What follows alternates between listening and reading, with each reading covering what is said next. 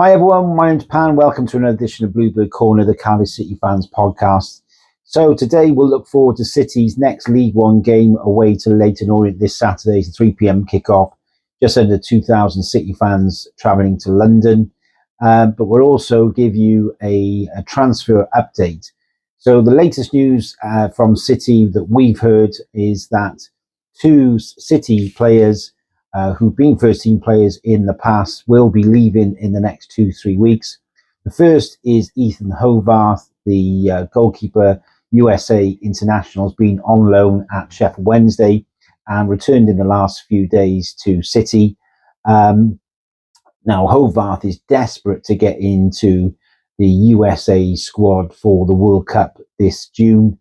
And we've been told that there are 2 or 3 clubs, 2 in MLS and 1 in Europe, who are interested in Hovarth. Now, Hovarth, as a City player, has been pretty poor. He has made some good stops. Shot stopping is not too bad, but his play from his feet is probably one of the worst we've seen down at the club. And there's no doubt that he didn't have a future under BBM. So yes, he has 2 or 3 clubs, certainly 2 in the MLS, who are interested in taking Hovarth. And obviously with it being a World Cup year, he's desperate to get game time. So he will certainly be gone in the next 2 or 3 weeks. And Hovarth, who's on 15 grand a week, definitely needs to be off City's wage bill. The second player who will be going is Jack Alnwick. Now, Alnwick, again, goalkeeper, very good shot stopper, very good from penalty shootouts. And to be fair to him, he's much better than Hovarth with his feet. It's been hit and miss when he's played for City.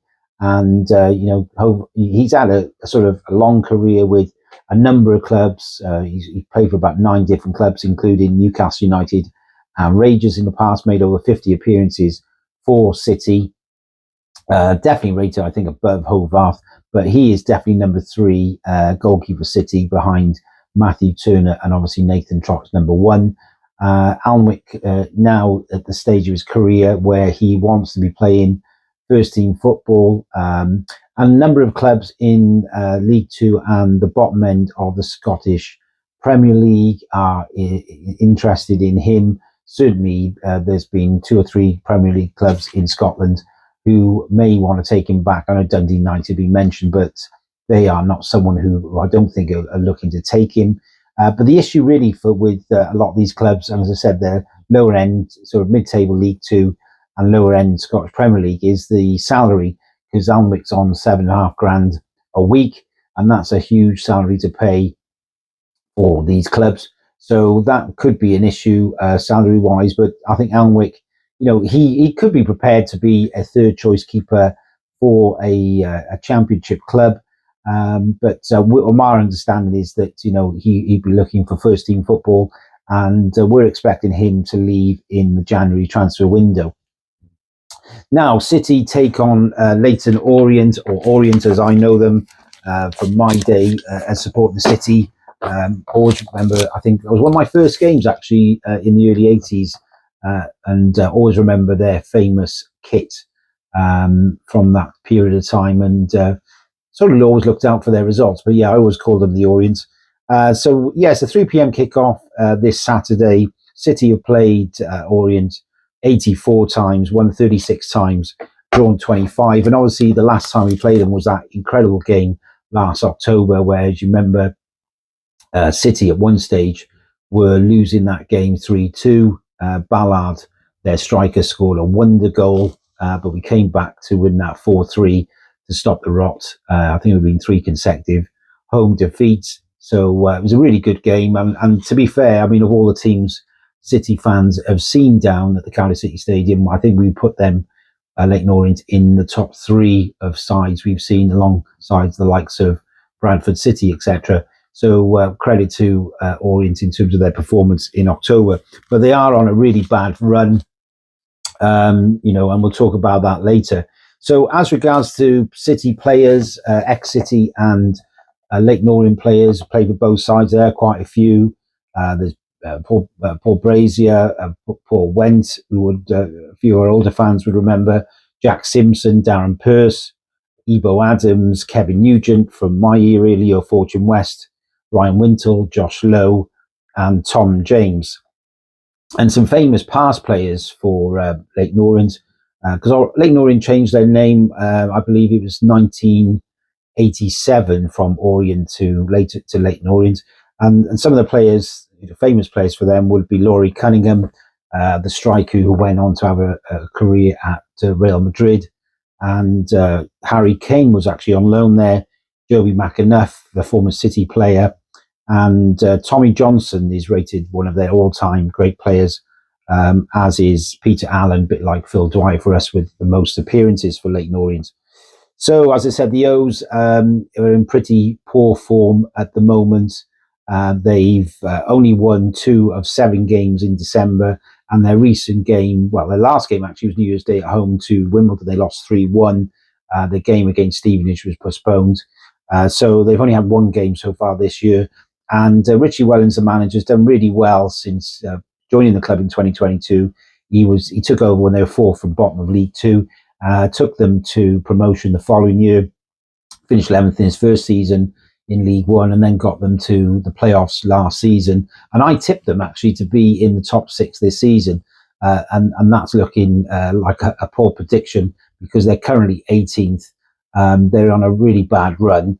And Richie Wellens will admit, 2 or 3 of their lone players will be going back, 2 or 3 other players will be leaving, and they're really threadbare, especially defensively. So they're in a bit of a mess at the moment. And obviously, Richie Wellens is a likeable guy, very honest, and I think fans, even though they're not doing as well as they should do, are generally behind Richie Wellens, understanding of how short they are in terms of resources at the moment. As regards to the match on Saturday City, well, imagine we'll start with trotting goals with NG Bacon. Maybe go with Chambers and Lawler with Wintle in front. We'd expect to see Kellyman in the middle, maybe with Robertson and Ashford or Wilk on one wing. And I think we would probably see, I think, it'd be nice to see Tanner play from the start. But as I said, it's one of those, and it with BBM, you never know his exact 11. I think possibly Salick will start up front. I think there's an issue with Orient in terms of their defenders being a bit sort of soft. So I think Salick would be ideal to start with this one, with Robinson coming off the bench. As regards to Leyton Orient, well, as I said, they're pretty threadbare at the moment. Their keeper has gone back, so they're pretty much down to the bare bones. Cahill will probably be in goals. Mitchell in defence, Simpson, Bedley, and Clare. And then you're looking at Obiero, Bakinson, O'Neill, Morehouse, Archibald, and Ballard up front. I think Ballard, obviously, City fans obviously know he is their sort of main player. Very talented lad. I'm sure he may well get moved in this transfer window.